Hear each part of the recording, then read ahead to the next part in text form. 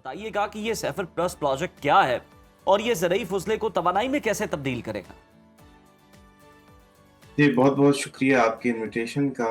और वेल ये प्रोजेक्ट पाकिस्तान के लिए एक गेम चेंजिंग प्रोजेक्ट है, जिसमें हम जो भी ज़रई फ़ुज़ला है, एग्रो वेस्ट है, उसको कन्वर्ट करेंगे क्लीन एनर्जी में। और ना सिर्फ ये क्लीन एनर्जी अवेलेबल होगी, but at the same time इसके साथ-साथ जो इसकी कार्बन डाइऑक्साइड एमिशंस हैं या ग्रीन हाउस गैस एमिशंस हैं, वो कम होंगी। बेसिकली ये जो प्रोजेक्ट है वो जो एग्रो वेस्ट है, उसको हम उसको बोलते हैं टोरिफैक्शन। हुँ, टोरिफैक्शन का मतलब ये है कि सबसे पहले उसका पायरोलिसिस करेंगे, पायरोलिसिस के जी। बाद उसकी टोरिफैक्शन करेंगे। टोरिफैक्शन को इस तरह समझा जा सकता है कि आप जो भी आपकी लेट्स से कॉटन स्टिक्स हैं या शुगर का जो आप शुगर केन का बगास है, उसको आप एक कुदरती कोयले से मिलती-जुलती एक जो है वो प्रोडक्ट बना सकते हैं। तो ये टोरिफैक्शन हम करेंगे। और जहाँ-जहाँ भी लेट्स से अगर टेक्सटाइल इंडस्ट्री है या आपकी पावर इंडस्ट्री है, ये हुँ, जहाँ-जहाँ पे भी कोयला इस्तेमाल हो रहा है, वहाँ पे ये एग्रीकल्चर वेस्ट से बना हुआ कोयला वो यूज़ हो सकेगा। तो ये राइट, एक बड़ी ज़बरदस्त टेक्नोलॉजी है, न्यू टेक्नोलॉजी है, पाकिस्तान में हम्म, ये पहले नहीं है। हम ब्रिटिश गवर्नमेंट की जो यूके एड प्रोग्राम है, उसके ज़रिए इसको हम पाकिस्तान में सबसे पहले यहाँ पे यूनिवर्सिटी ऑफ कमालिया में एक डेमोन्स्ट्रेशन एक प्रोजेक्ट लगाएँगे। और वहाँ जबरदस्त। से फिर जो प्लान है कि लोकल जो हमारे नौजवान हैं, ख़ुसूसन जी, जो ख़वातीन हैं, उनको इसके अंदर शामिल करके ज़बरदस्त, ज़बरदस्त। 40 और इस तरह के हम प्लांट लगाने का इरादा रखते हैं पाकिस्तान जी, में। चलें जी, बेहतरीन। हम दुआ करते हैं इसमें कामयाबी भी मिले। अच्छा डॉक्टर साहब, पंजाब में हर साल कपास और गन्ने का लाखों टन फ़ुज़ला जला दिया जाता है। ये मंसूबा स्मॉग और फ़ज़ाई आलूदगी पर काबू पाने में कितना मौसर साबित होगा और फ़ज़ाई आलूदगी में किस हद तक कमी आएगी? जी, बिल्कुल। एक ये है कि आपके पास जो भी एग्रो वेस्ट है, चाहे वो गन्ने की फसल का फसला है, चाहे वो कॉटन स्टिक्स हैं, तो उसको डायरेक्टली जला के उसकी जो ग्रीन हाउस गैस एमिशंस है, ये हुँ, कार्बन डाइऑक्साइड एमिशंस है, वो बहुत ज़्यादा है। जी, लेकिन ये हमारी जो टेक्नीक है, इसके अंदर हम जब इसको जलाते हैं, तो ये पायरोलिसिस का प्रोसेस होता है कि जिसमें हम कंट्रोल कर सकते हैं कि कितनी हम जो इससे कार्बन डाइऑक्साइड एमिशन है हम्म। वो खारिज करेंगे और कितनी हम नहीं खारिज करेंगे। ठीक है। बेसिकली इससे हम सिन गैस भी बनाएंगे। सिन गैस का मतलब ये है कि आपके पास कार्बन मोनोऑक्साइड और हाइड्रोजन बनेंगी। जी। जब आप उसका पायरोलिसिस करेंगे, उसके बाद सिन गैस को आप पावर प्रोडक्शन, हम्म। जिसमें इलेक्ट्रिसिटी है, जनरेशन है, उसके लिए यूटिलाइज कर सकते हैं। प्लस फिर वहां से जो हीट जनरेट होगी, वहां से उसको जो उस फुजला है उसको हम टोरिफैक्शन कर सकते हैं।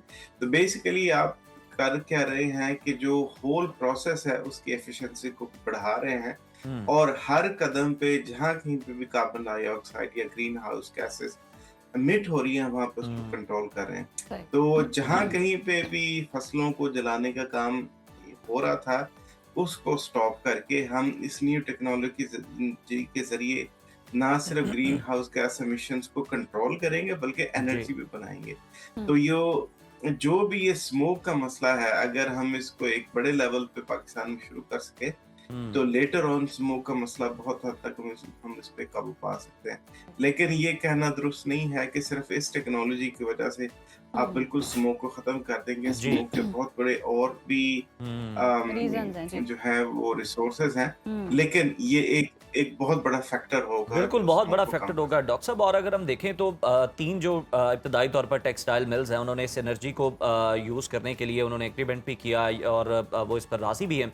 तो क्या लगता है। है कि इन फ्यूचर कब तक जो है वो तमाम इंडस्ट्री जो है, क्या ये पॉसिबल भी है या नहीं? और अगर है तो फिर कितने सालों तक तमाम जो इंडस्ट्री है, क्या वो इस पर शिफ्ट हो सकती है और इससे फ़ायदा उठा सकती है?